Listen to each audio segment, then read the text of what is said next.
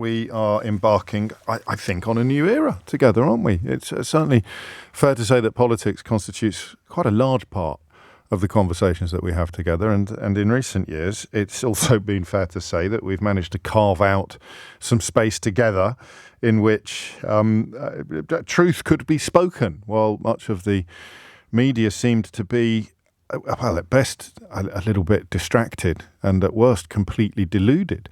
It's going to be fascinating to see how the new political reality shakes down. I derive some encouragement from the attempts we made at Optimism at previous incarnations of the last government. There were a few hours, weren't there, after Rishi Sunak became Prime Minister, where we felt that perhaps there would be an improvement. He would put some clear blue water between himself and what had gone before. But then, as we observed countless times, that disappeared the moment that he put Suella Braverman back in the Home Office. And I would briefly remind you as well of the curse of O'Brien, when we've looked for the positive or the good in some Conservative politicians, only to have our hopes dashed to smithereens shortly afterwards, sometimes spectacularly, as in the case of Matt Hancock, and sometimes more of a sort of slow puncture, as in the case of James Cleverly. I think that I was wrong on Friday. Let's start new era, new me. I think I was wrong on Friday to suggest that Jeremy Hunt might change his mind. I've always thought that the temptation to land the biggest job was almost overweening for almost every politician. And Jeremy Hunt, I'd have thought, would have been quite well placed to mount a kind of unity leadership campaign. But it appears, as indeed Natasha Clark insisted, our political editor insisted on Friday, it appears that he feels that he has had his chance and will not be throwing his hat into the ring. In the second hour of the programme, we'll be looking at the question of what the Tory party must do now. We will try to conduct that conversation from the sort of patriotic position of recognising the importance of a healthy, non-racist and relatively sane opposition. So we'll get onto that a little later. But we begin, as we must, with the new government and the sense, I think, of optimism, born of what I'm not quite sure at this point. How much of it is born of a relatively newfound hope that they will represent some meaningful change and improvement, or how much of it is simply relief that we've got rid of the last lot? Because I don't think historians of the future will quite believe how awful things have been for the last 8 years, certainly, and in some ways for the last 14. I was looking at Starmer's first two appointments outside of his parliamentary party. He's brought James Timpson in as a prisons minister and Patrick Vallance with a science brief, the former chief scientific advisor to the government. And they were wonderful moments, politically speaking, because they did this thing that hasn't happened for ages. I mean, you remember some of the first things Boris Johnson did as Prime Minister was to put his own brother in the House of Lords, who'd resigned in protest at the prospect of his brother, Boris Johnson, being leader. It wasn't long before he'd put Nadine Dorries in the Culture, Media and Sport Department as a Secretary of Actual State, making people like Rees-Mogg. Oh, crikey, he's gone, hasn't he? Making people like Rees-Mogg, business secretary, that was Truss, wasn't it? Brexit Opportunities Minister. And the madness of what's gone will be mapped, I suspect, for some time to come. But not now, not today.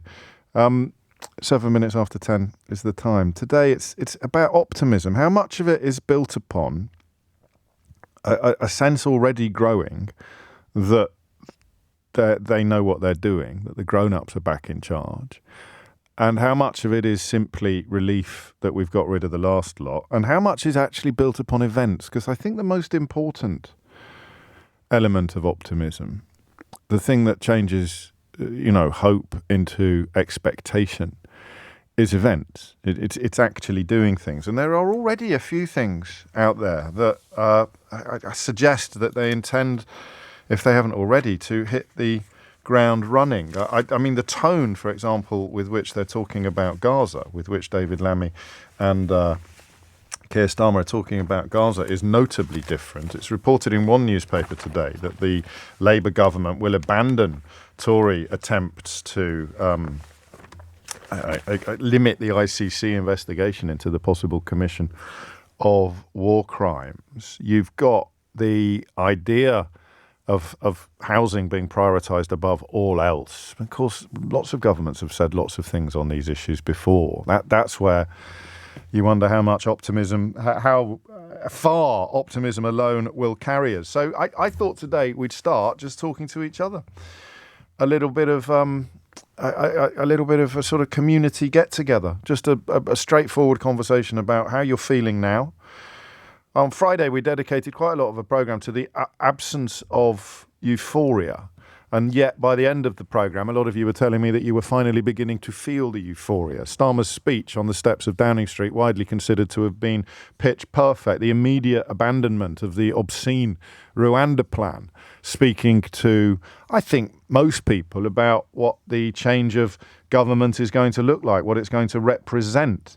I'd throw Gaza into that as well. The fact that we no longer have a Minister for Common Sense, Neil points out, is surely a reason to celebrate. And the feeling of relief continues with a new, this is from Lawrence, who's in Watford. The early feeling of relief continues with a new feel that responsible adults are in place. The way they've moved quickly to try to resolve some of the issues with junior doctors and Tata Steel are just two examples of them at least talking to the parties involved. It can only be a good thing. Long may they continue in getting on top of the mess left by the previous destructive government. So hit the numbers now, see if you want to be the first call of the new era, because Friday didn't count. Friday was election post-mortem. Now we're moving into politics. And I won't unduly detain you with this one. But I mean, I am conscious that we're going to have to change the way we do business slightly. I certainly hope that we're not going to spend another 5 years daily pointing out the depravities, immoralities and egregious conduct of the most senior politicians in government. I'm fairly confident that ain't going to happen. I don't think we've got any messiahs moving into ministries, but neither do we have delinquents or epic incompetents who have inhabited some of the great offices of state in recent years. I don't know yet how that's going to settle. I can't really remember what it was like being on air under a Labour government. Can you? It's been so long. I did 6 years. I did cut my teeth at LBC with Tony Blair and then later Gordon Brown in Downing Street. But I certainly wasn't as political back then as I am now. I think I've been radicalised by some of the abuses and excesses of recent years. But, you know, our job here is to speak truth to power. It's certainly not to tie a scarf around our neck and knot that knot so tightly that it cuts off the flow of blood to our head. Except that I don't think that the rules of engagement are going to be the same. I really don't think that you'll go. I think the bad stuff will be traditional bad stuff. You know, missteps rather than egregious lies. If someone in Keir Starmer's party gets caught breaking lobbying rules, I don't think they'll try to change the lobbying rules. I don't think people who would struggle to tie their own shoelaces unaided are going to be promoted to the great offices of state. I don't think you're going to have corruption. I don't think millions and millions and millions of pounds worth of government contracts are going to be doled out to people who have the private phone lines of senior Conservative MPs. I don't think we're going to have a Prime Minister essentially passing a hat around in pursuit of someone to pay for his home decor. I just don't think that is going to happen. So you have a bit of a crash course, perhaps. This is where my combinations of hope and optimism come from. There's a sort of crash course in how things used to be. That for me is the best thing that happened over the course of the weekend. Just a sense that they are cutting completely loose from what has gone before and just getting back to the business of trying to make the country a healthier, better place for the people that live in it, rather than dedicating so much of their political energies to improving the lots of themselves or indeed of their donors or of their close friends in the right-wing media. And now I can hear naivety in my own voice. And that's probably where the biggest tension is, not between optimism and expectation, but between optimism and naivety. So we've got some appointments, we've got some policy announcements, we've got some distinct shifts in outlook. We've got a new Prime Minister, we've got a brand new cabinet, we've got experts being invited back into the building, but we also have recognition of the scale of the job ahead and the scale of the problems inherited. So where are you now? We won't do this again. This is the thing that you do on the first Monday morning after a general election. We sit down together, make yourself a cup of tea. Have you got a cup of tea yet? Yeah, I bet my mug's bigger than yours. You make yourself a cup of tea and you just have a little chat about where we, as a nation, as a patriotic people who want the best for each other and indeed for ourselves and for our country, where are we this morning? How optimistic are we allowing ourselves to be? Having tracked the absence of euphoria on Friday, I'm tempted just to nudge things in a slightly different direction. How optimistic are you allowing yourself to be? And how much support do the earliest actions of Keir Starmer's government give to that optimism?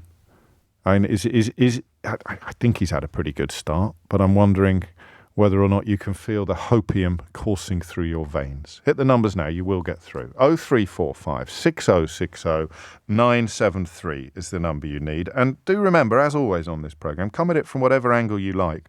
I've asked a very broad question. Your area of interest may be very specific. It may be very narrow. What does optimism look like in that space, in that narrow space? And yes, Christopher, coffee is perfectly acceptable. It's just any form of beverage and possibly a snack.